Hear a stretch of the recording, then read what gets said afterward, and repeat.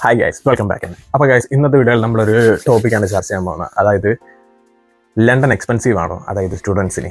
അതാണ് നമ്മുടെ ഇന്നത്തെ topic. Is London expensive for students? Yes, no. Yes, അല്ല, നോ. രണ്ട് ഒപ്പീനിയൻ ഉണ്ട്, അതാണ് മെയിൻ സംഭവം.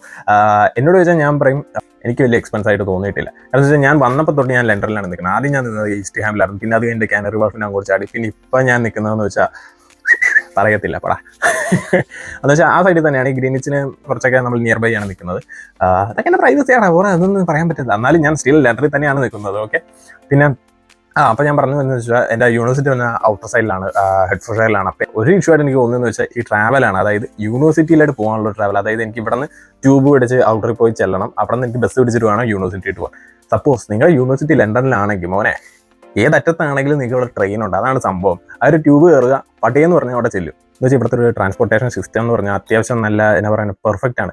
അവരൊരു സ്ക്രീനിൽ 1 മിനിറ്റിനുള്ളിൽ ഒരു ട്യൂബ് വരുമെന്ന് പറഞ്ഞാൽ അവിടെ 1 മിനിറ്റിനുള്ളിൽ വന്നിരിക്കും. അതാണ് അത്രയും പെർഫെക്റ്റ് ആയിട്ടുള്ള ടൈമിങ് കാര്യം മാനേജ് ചെയ്ത് പോകുന്ന ഒരു എന്നാ പറയുക സിസ്റ്റമാണ് ഇവിടുത്തത്. അപ്പം പിന്നെ അവിടെ ഒരു യാത്രേൻ്റെ കേസുണ്ട്. ഇപ്പം നിങ്ങൾ സപ്പോസ് ഇപ്പോൾ ഔട്ടർ സൈഡ് ആണെന്നുണ്ടെങ്കിൽ നിങ്ങൾക്ക് ഇപ്പോൾ ഒരു എന്നാ പറയാനാ മെയിൻ സംഭവം എന്ന് വെച്ചാൽ ഈ UK എന്ന് പറഞ്ഞാൽ ഇപ്പോൾ ലണ്ടൻ ഒരു നിങ്ങൾക്ക് മാപ്പ് ഒക്കെയാണോ, ലണ്ടൻ ഒരു വെള്ളം ഇങ്ങനെ ഒരു സർക്കിൾ പോലെ ആയിരിക്കണം. പിന്നെ അതുകൊണ്ട് പിന്നെ ചുറ്റും ഗ്രീൻ ആയിരിക്കും. പിന്നെ വേറൊരു സ്ഥലത്തായിരിക്കും വെള്ള ഒരു സർക്കിൾ.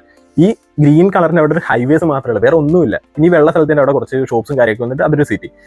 അപ്പോൾ നിങ്ങൾ ഈ ഔട്ടർ സൈഡിലേക്ക് പോകും തോറും അവിടുത്തെ ഷോപ്സും കാര്യങ്ങളുടെയൊക്കെ എണ്ണം കുറവായിരിക്കും, സൂപ്പർ മാർക്കറ്റും ഇതൊക്കെ കുറവായിരിക്കും. പിന്നെ നിങ്ങളിപ്പോൾ സ്റ്റേ ചെയ്യുന്നിടത്തിപ്പോൾ ഒരു സൂപ്പർ മാർക്കറ്റ് ഇല്ല, കുറച്ച് ദൂരെയാണെങ്കിൽ.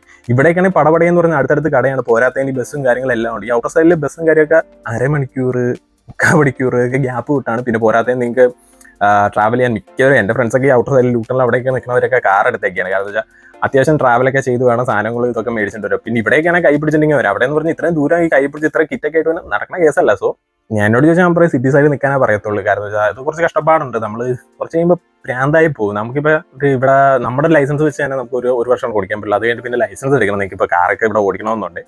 അപ്പോൾ അത് പറ്റാത്ത കുറേ ആൾക്കാരുണ്ട്. എല്ലാവർക്കും അത് പറ്റണമെന്ന് ഞാൻ പറയുന്നില്ല. കാരണം വെച്ചാൽ എല്ലാവരുടെ ഒരു സിറ്റുവേഷൻ ആ ഒരു ഇതിലല്ല പോകുന്നത്. അപ്പം ലണ്ടൻ സൈഡിൽ നിൽക്കാൻ അത്യാവശ്യം കുഴപ്പമൊന്നുമില്ല. പിന്നെ വേറൊരു കേസ് ഞാൻ കാൽക്കുലേറ്റ് ചെയ്ത് പറഞ്ഞത്, ഞാനിപ്പോൾ കാറിൻ്റെ കേസ് പറഞ്ഞല്ലോ. ഇവിടെ എനിക്കൊരു എന്നാ പറയുക 400 റെൻറ്റ് വന്നെന്ന് വെച്ചോ. പക്ഷേ എൻ്റെ കൂട്ടുകാരന്മാർ ഇപ്പോൾ കുറച്ച് ഔട്ടർ സൈഡിൽ നിൽപ്പുണ്ടെന്ന് വെച്ചോ. അപ്പോൾ അവന്മാർ പറയാം അവന്മാർക്ക് അവിടെ 300 പക്ഷെ അവിടെ വേറെ സാധനം വന്ന് ഈ കാറിൻ്റെ ഒരു ഇൻഷുറൻസ് കയറും. അപ്പോൾ ഏകദേശം റെൻറ്റും കാര്യമൊക്കെ സെയിം അല്ലേ. അവർക്ക് കാറിൻ്റെ ഇൻഷുറൻസ്, മെയിൻ്റനൻസ്, അതും ഇത് എന്നൊക്കെ പറഞ്ഞ് വേറെ കുറേ എക്സ്ട്രാ ചാർജസ് വരും. അപ്പോൾ ഈ 300, 400, 450 ആ റേഞ്ച് വരും. ഇവിടെ എനിക്ക് 400 പിന്നെ ട്രാവൽ കോസ്റ്റും ഏകദേശം അപ്പോൾ സിമിലർ അല്ലേ. എനിക്ക് വലിയൊരു എന്നാ പറയാനാ അവിടെ നിൽക്കുന്നവർക്കാണ് കൂടുതൽ ലാഭം എന്നുള്ള ആ ഒരു സാധനമൊന്നും എനിക്ക് തോന്നിയിട്ടൊന്നുമില്ല. ഇനി നിങ്ങൾ അത്രയ്ക്ക് ഭാഗ്യവാന്മാരാണെങ്കിൽ ഇപ്പോൾ ഔട്ടർ നിന്ന് വീടിൻ്റെ അടുത്ത് തന്നെ ഒരു ഷോപ്പിൽ പാർട്ട് ടൈമും കിട്ടി എന്ന് വെച്ചാൽ യൂണിവേഴ്സിറ്റി അടുത്താണ്. പൊന്നു മോനെ നിങ്ങളാണ് മറ്റേ ആ ടോപ്പ് 1% എന്നൊക്കെ പറയില്ലേ, അങ്ങനത്തെ കൂട്ടുകാർ. നല്ല രീതിക്ക് നിങ്ങൾക്ക് സേവ് ചെയ്യാൻ പറ്റും. ട്രാവലും പോകണില്ല, പണിക്ക് പോകണ ട്രാവലും പോകണില്ല. പിന്നെ യൂണിവേഴ്സിറ്റിയാണ് അടുത്തും. പിന്നെ പാർട്ട് ടൈം ചെയ്യുന്ന കാശ് ആകെ റെൻറ്റ് ഇപ്പോൾ നിങ്ങൾക്ക് 250 പോകണ്ടെന്ന് വെച്ചു, ബാക്കി മൊത്തം കയ്യിലിരിക്കും. അതായത് 1000 പാർട്ട് ടൈം ചെയ്ത് സപ്പോസ് ഒരു 1000 പൗണ്ട് കിട്ടുന്നെന്ന് വെച്ചോ. അതിനകത്തുനിന്ന് 250 പോയിട്ട് ബാക്കി 100 പൗണ്ടോളം നിങ്ങളുടെ കയ്യിൽ സേവിങ്സ് ആയിട്ട് വരും. റിച്ചാണ് കാര്യം പറയാം. നമുക്കൊന്നും ഇവിടെ അത്രയൊന്നും പിടിക്കാൻ പറ്റണമെന്നില്ല. കാരണം എന്ന് വെച്ചാൽ ഞാൻ പറഞ്ഞില്ല, ഇപ്പോൾ ഒരു 400 റെൻറ്റ് വന്ന് പിന്നെ നമ്മുടെ ഫുഡും കാര്യങ്ങളും അതും ഇതൊക്കെ വന്ന് അത്യാവശ്യം കുറച്ചിട്ട് വലിയ നമ്മൾ. പക്ഷേ നിങ്ങൾക്ക് അങ്ങനത്തെ രീതിയിൽ കിട്ടുവാണെങ്കിൽ ബെറ്ററാണ്. അപ്പോൾ ഇത് പക്ഷേ പ്രശ്നം എന്ന് വെച്ചാൽ എല്ലാവർക്കും അങ്ങനെ കിട്ടണമെന്നില്ല. പിന്നെ വേറൊരു കേസ് എന്ന് പറയുന്നത് ഈ ഔട്ടർ സൈഡിൽ നിന്ന പാർട്ട് ടൈമിൻ്റെ കേസ് കുറച്ച് പണിയാണ്. എനിക്കറിയാവുന്നത് തന്നെ എൻ്റെ സെയിം യൂണി ഞാൻ ഇപ്പോൾ ലണ്ടനിൽ പോയി, എൻ്റെ കുറച്ച് ഫ്രണ്ട്സും എൻ്റെ ഔട്ടർ സൈഡിൽ പോയി. മിക്കവരും കെയർ ഹോമിലായിട്ടാണ് ചാടിയത്. അവിടെ അതാണ് കൂടുതലുള്ളത്. പിന്നെ അവിടെ ഞാൻ പറഞ്ഞില്ല ഷോപ്സിൻ്റെ എണ്ണം കുറവാണ്, അപ്പം കിട്ടാനുള്ള ചാൻസും കുറവാണ്. ഇപ്പോൾ ഒരു ഷോപ്പിൽ ഒരു 5 പേര് ആവശ്യമുണ്ട്, പക്ഷേ ഒരു 100 പേര് വന്നെന്ന് പറഞ്ഞാൽ കാര്യമില്ല. അപ്പോൾ അതിനകത്ത് ഒരു 5 പേര്, ബാക്കി 95 പേർക്ക് ഇവിടെ ഇതില്ല, ജോബില്ല.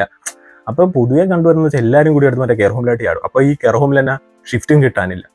ഞാനിവിടെ 20 മണിക്കൂർ ചെയ്യുമ്പോൾ എൻ്റെ പകുതി മുക്കാൽ ഫ്രണ്ട്സ് അവിടെ 12 മണിക്കൂർ 13 മണിക്കൂർ. അപ്പോഴും ഞാൻ പറഞ്ഞില്ല, ഇവിടെ 1000 പൗണ്ട് കിട്ടുന്ന സ്ഥലത്ത് അവർക്ക് അവർ 600, 700 എന്താവാനോ ഒന്നും ആവത്തില്ല ഈ റെൻറ്റും പോയിട്ട്. അതാ ഞാൻ പറഞ്ഞു. അപ്പോൾ പറ്റുവാന്നുണ്ടെങ്കിൽ നിങ്ങൾ അത്യാവശ്യം സിറ്റി സൈഡും കുറച്ച് ഷോപ്സും കാര്യങ്ങളൊക്കെ ഉള്ള സ്ഥലത്ത് നിൽക്കാൻ നോക്കുക. ഞാൻ അത് കാരണം എനിക്ക് പിന്നെ നേരത്തെ തൊട്ട് ഈ ലണ്ടൻ ഭയങ്കര ഹൈപ്പ് ആയതുകൊണ്ടാണ് ഞാൻ പിന്നെ ഇവിടെ നിൽക്കാമെന്ന് പറഞ്ഞത്. പക്ഷേ ആ ഒരു ഹൈപ്പിൽ വന്ന് കയറിയതാണ് ലണ്ടനിലായിട്ട്. പക്ഷേ അതൊരു നല്ലൊരു ചോയ്സ് ആയിരുന്നു. ചിലവർ പറയുമ്പോൾ ലണ്ടൻ ഭയങ്കര എക്സ്പെൻസീവ്. പക്ഷേ അത് അങ്ങനത്തെ ഒരു നിങ്ങൾ എന്നാ പറയാനാ, നമ്മൾ വന്നേക്കെന്ന് പറഞ്ഞാൽ ഇവിടെ ഭയങ്കരമായിട്ട് അർമാദിക്കാനല്ല, നമ്മൾ സ്റ്റുഡൻസ് ആണ്. അപ്പോൾ നമ്മളത് നോക്കി കണ്ട് നമുക്ക് പറ്റുന്ന രീതിക്കുള്ള സാധനങ്ങൾ നോക്കിയെടുക്കുക. എന്താ വെച്ചാൽ അങ്ങനത്തെ ഒരു അക്കോമഡേഷൻ വലിയൊരു ഇവിടെ ഉണ്ട്. ഇവിടെ 3000 പൗണ്ട് വരെയുള്ള അടിപ്പൻ അക്കോമഡേഷൻ കിട്ടും. നല്ല ഫ്ലാറ്റ്സ് ആയിട്ട് ഇപ്പോൾ കാനറി വാർഫ് എന്നൊക്കെ പറഞ്ഞ സ്ഥലത്തില്ല, അതിനകത്ത് ഏറ്റവും ടോപ്പ് ഫ്ലോറിലൊക്കെ കിട്ടും. നല്ല വ്യൂസും മറ്റേ ഷാർഡ്, ലണ്ടനായി, അതെല്ലാം മറ്റേ അതില്ലേ, അതൊക്കെ കാണാൻ പിന്നെ പക്ക വ്യൂസിലുള്ള അക്കോമഡേഷനും ഉണ്ട്. പക്ഷേ നമ്മുടെ ലക്ഷ്യം എന്താണെന്ന് നോക്കി നമ്മൾ നമ്മുടേതായ രീതിക്ക് ഒതുങ്ങി കഴിഞ്ഞാൽ വലിയ ചിലവൊന്നും ഇല്ലടാ. അറിയുള്ള കാര്യം പറയാം, ഒരു പക്ക പ്ലാനായിട്ട് പോവുക. ഈ ഫുഡിൻ്റെ കേസാണെങ്കിലും ആഴ്ചയിൽ എന്നൊക്കെ കഴിക്കും എന്നുള്ള നിങ്ങളൊരു പ്ലാനിങ്ങോട് കൂടി പോയി കഴിഞ്ഞാൽ അതും ചിലവല്ല. സോ അതൊക്കെ ഓരോരുത്തരെ ഡിപ്പെൻഡ് ചെയ്തിരിക്കുകയുള്ളതെന്നാണ് എനിക്കൊരു എന്താ പറയുക കൺക്ലൂഡായിട്ട് പറയാനുള്ളത്. കാരണം എന്ന് വെച്ചാൽ ഇപ്പോൾ ഔട്ടർ സൈഡിൽ നല്ല ലാവിഷായിട്ട് ജീവിക്കുന്ന ആൾക്കാരുണ്ട്. ഓരോ പാർട്ടിക്കും അതും ഇതൊക്കെ പോയി കാറിലൊക്കെ ട്രിപ്പ് പോയി അവർക്ക് എന്നെക്കാളും ചിലവാണ് ഞാൻ നോക്കിയിട്ട്. അവർ പറഞ്ഞാൽ അവരുടെ കയ്യിൽ ഒന്നുമില്ലെന്നാണ് പറയണം. ഇപ്പോൾ ലണ്ടൻ സൈഡിൽ നിൽക്കണം ഞാൻ എന്നാ പറയാൻ, അതാണ് അത് ഡിപ്പെൻഡ് ചെയ്തിരിക്കുക ആൾക്കാരാണ്. അപ്പോൾ എന്നോട് ചോദിച്ചാൽ ഞാൻ പറയും ലണ്ടനിൽ നിൽക്ക്, ഔട്ടർ സൈഡൊന്നും പോകേണ്ട ഗൈസ്, ഉള്ളത് പറയാമല്ലോ, ഇവിടെ പൊളിയാണ്. അപ്പോൾ നമുക്ക് മറ്റൊരു വീഡിയോ പിന്നെ കാണാം. പിന്നെ എന്തായാലും ഡൗട്ടൊക്കെ ഉണ്ടെങ്കിൽ കമന്റ് സെക്ഷൻ കേട്ടോ. വേറെ എന്തെങ്കിലും നിങ്ങൾക്ക് ഡീറ്റെയിൽസ് വല്ലതും അറിയണമെന്നുണ്ടെങ്കിൽ എനിക്ക് ഇൻസ്റ്റാഗ്രാം പൊക്കത്തുണ്ട്, അതിനകത്ത് എനിക്കൊരു മെസ്സേജ് ഇട്ടാൽ മതി. സപ്പോസ് ഒന്ന് ഫോളോ ഒക്കെ ചെയ്ത് സപ്പോർട്ട് ചെയ്തിട്ടൊക്കെ മെസ്സേജ് ഇടാവേ, അല്ലാണ്ട് വെറുതെ ഹായ് ഇതെങ്ങനെയുണ്ടെന്ന് അങ്ങനെ ചോദിക്കല്ലേ. ശരി, അപ്പോൾ ബൈ.